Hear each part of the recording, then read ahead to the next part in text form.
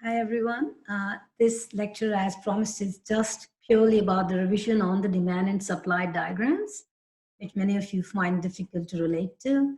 While theoretically you can relate to the concept, but possibly with the diagrams you do get confused.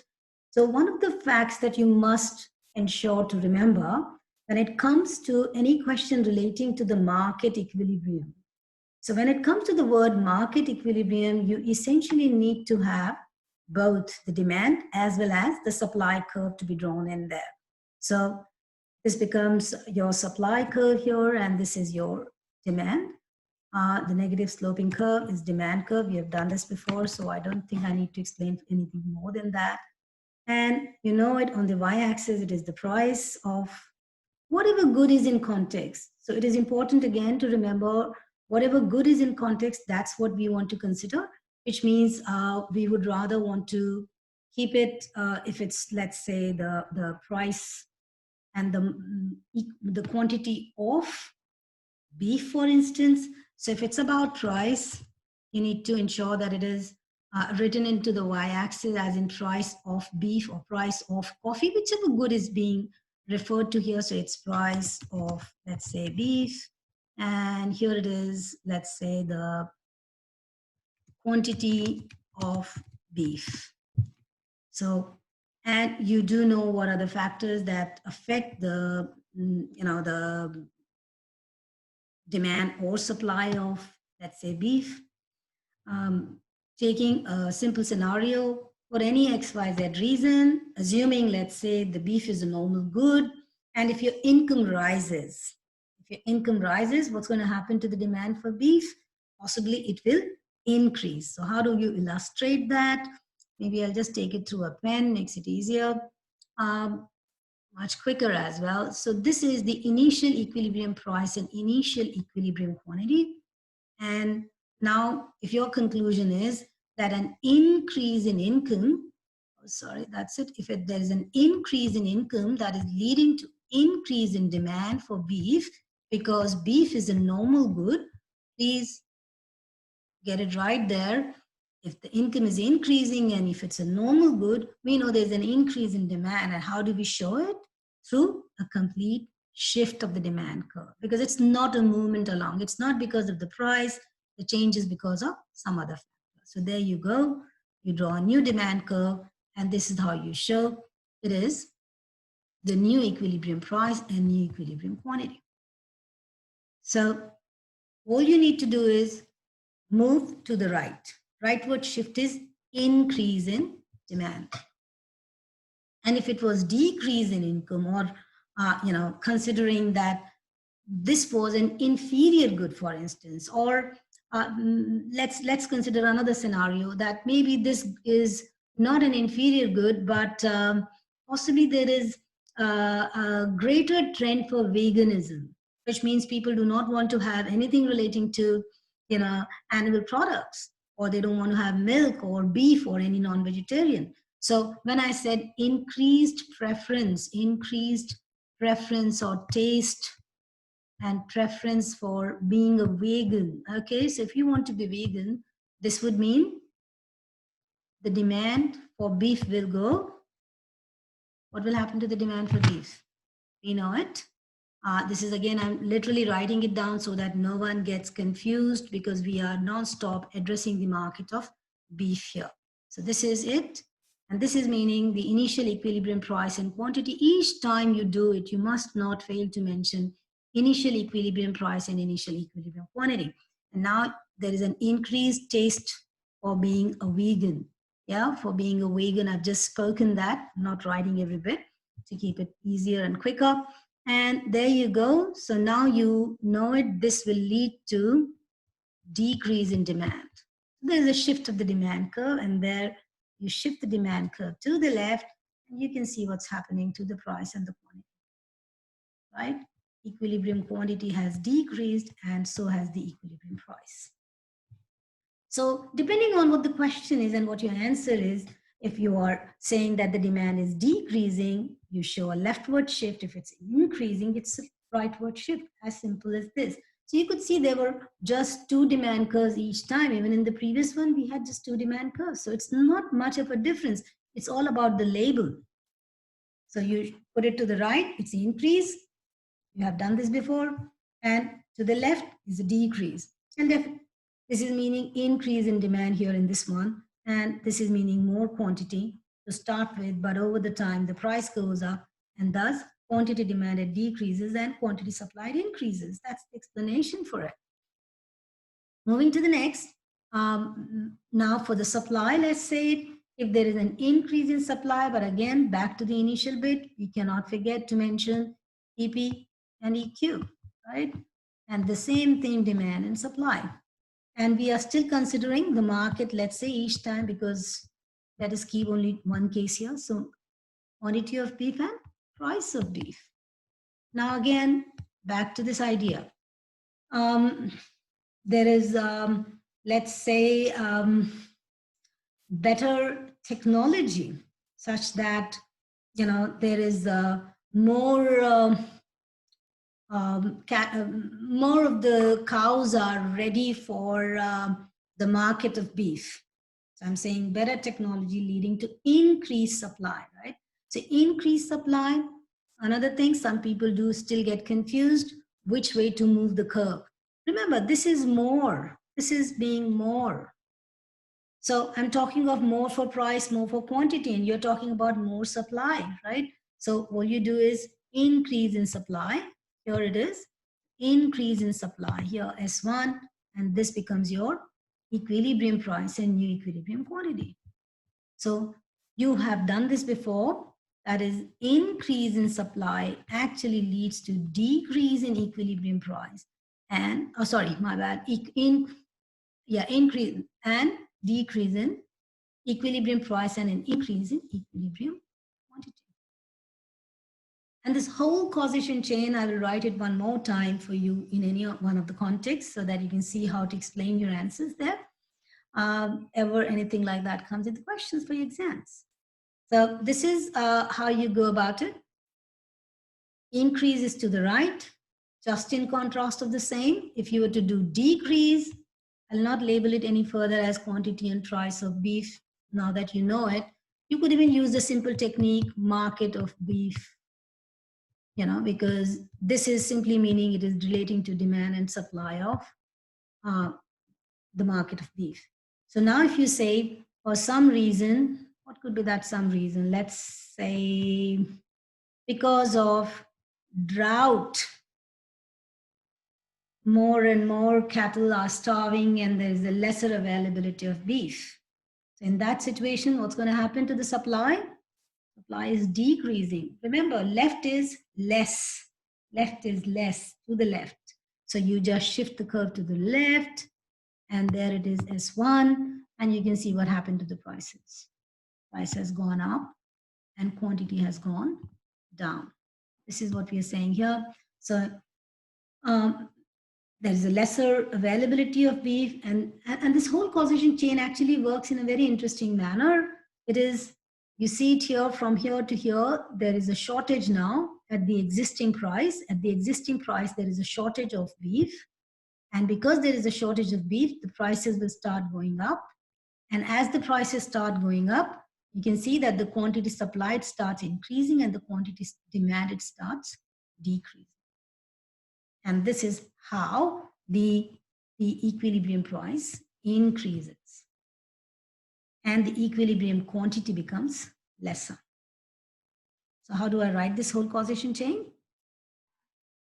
It is a decrease in supply leads to, at the existing price, it leads to shortage. In other words, quantity supplied becomes lesser than quantity demanded.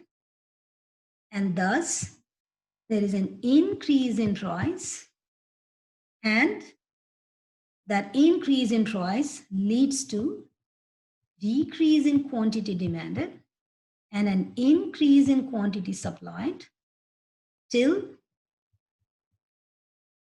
QD is equal to QS. At higher equilibrium price and lesser equilibrium quantity. This is what the whole explanation should be like.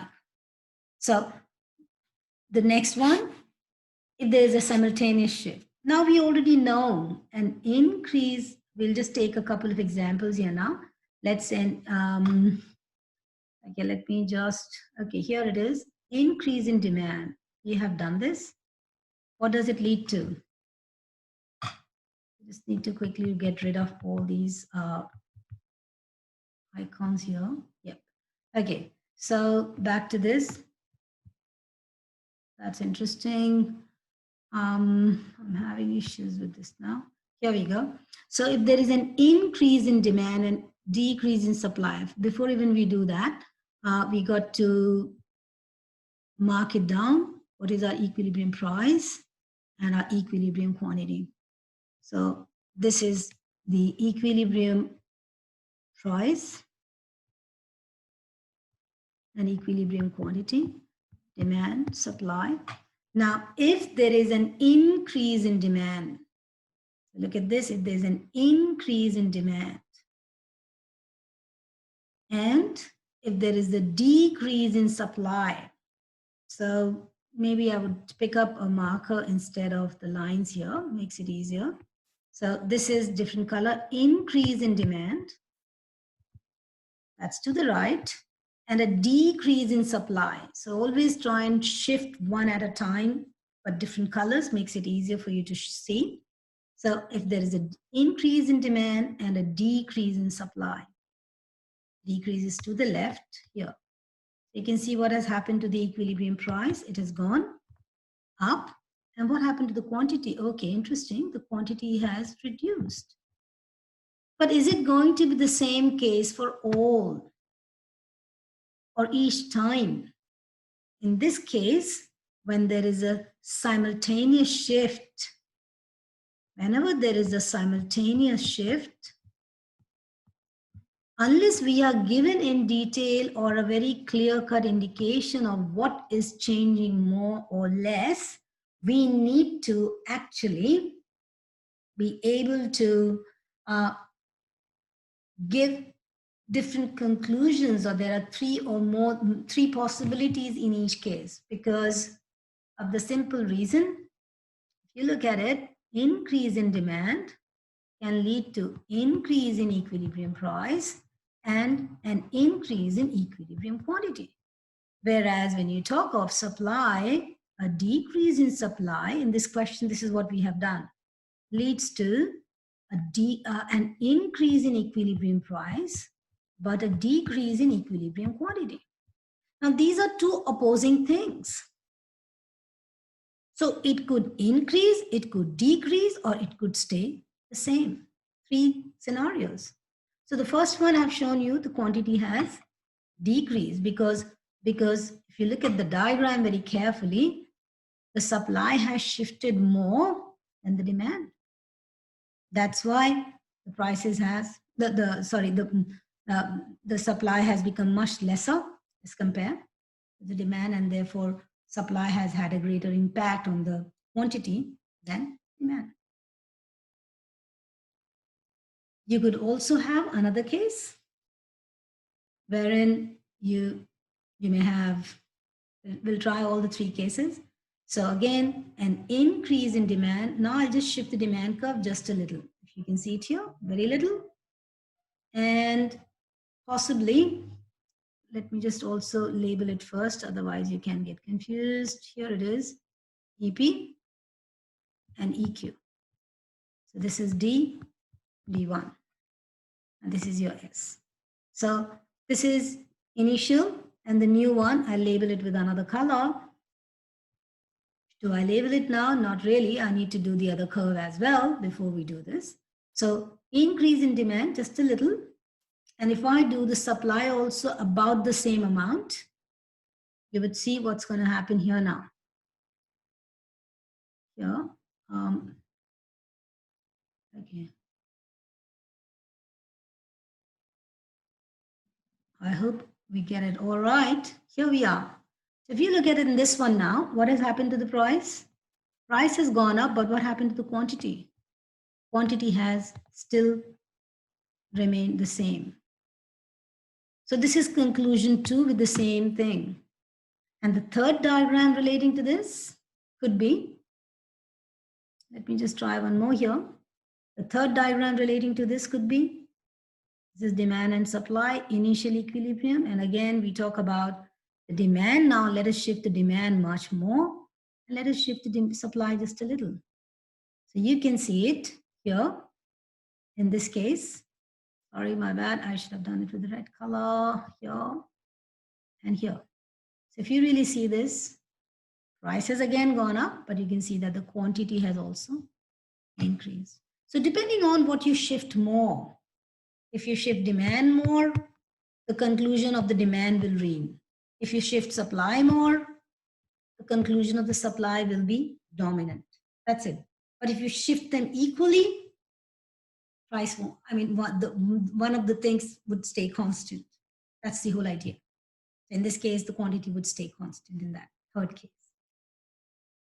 Also relating to your another request about the revenues, how do we do the questions on the revenue method? Okay, before I even do the revenue method, maybe I'll just do one more example. That's what I have created these little figures for you all. If your conclusion is, let's say there is an increase in demand as well as an increase in supply. So in that situation, so talking about the beef market itself, let's say, you know, there is a greater preference for beef among people. And also there is a better technology that can produce far more beef, for example. So in that situation, increase in demands. So if we just put it up through the, and first of all, again, this is my initial here. So two scenarios I'll draw right away at one go. So you can see it here, P, EP, and EQ. Each time, do not fail to mention these things, D and S. I'm not repeatedly saying these because it takes on your time otherwise in terms of learning here. So P and Q, right?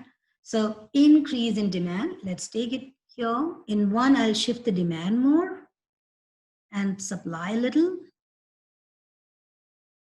And in one, I'll shift demand a little and supply far more.